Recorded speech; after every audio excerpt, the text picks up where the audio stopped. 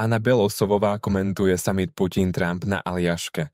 Starému svetu bolo odpískané na Aljaške. Stretnutie amerického a ruského prezidenta na Aljaške komentovali už mnohí.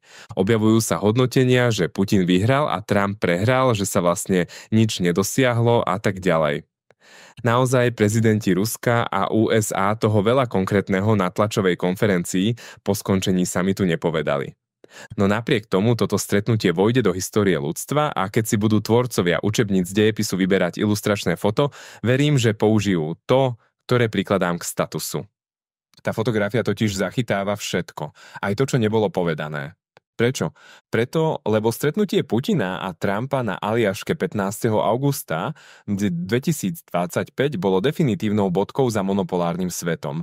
Za tým svetom, v ktorom USA, KRA a Západ boli jedinou svetovou mocnosťou, svetovým policajtom a učiteľom demokracie zároveň a ostatné štáty boli v pozícii podriadených a závislých a vykorisťovaných, ktorí to museli pod hrubou vyvolania demokratických revolúcií alebo vojny rešpektovať.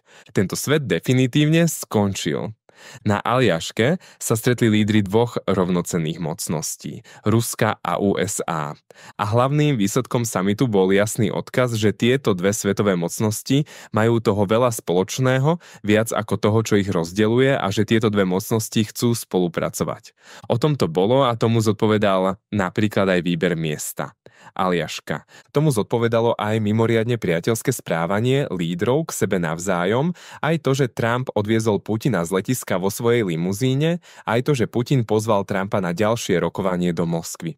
Vyjadrenie Trumpa na adresu Zelenského, že musia sa dohodnúť, Rusko je ohromná sila. Bolo potvrdením faktu, že USA rešpektujú Rusko ako svetovú mocnosť, teda rešpektujú aj jeho bezpečnostné záujmy vrátane záujmov na východnej hranici. Všetci, ktorí kritizujú Trumpa a tvrdia, že prehral, že sa podkladal Putinovi a tak ďalej, si nevidia ďalej od nosa a nie sú schopní pochopiť realitu, ktorú Trump a jeho ľudia pochopili už dávno. USA a Západ nemá nielen na to, aby porazil Rusko. Oni nemajú ani na to, aby si udržali postavenie jedinej svetovej mocnosti. Trump je pre USA niečo ako ručná brzda. Jeho úlohou je, aby zabrzdil strmý pád Plištaša. USA nemá vojenský ani ekonomicky na nové centrá, ktoré sa stávajú lídrami svetovej ekonomiky. Čína, India a celé zoskupenie BRICS. Tieto globálne zmeny sveta sa nedajú zastaviť.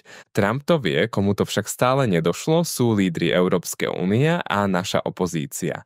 Ako naprogramovaní opakujú tie isté hlúpe frázy o nutnosti porážky Ruska, o pomoci Ukrajine, stále chcú telami Ukrajincov ďalej bojovať. Sú to hlupáci. Už žijeme vo svete, ktorý sa zmenil. Ten, kto žije v minulosti a nechápe súčasnosť, nemeja sas, nesia dať som vyse, nemá právo o nej rozhodovať.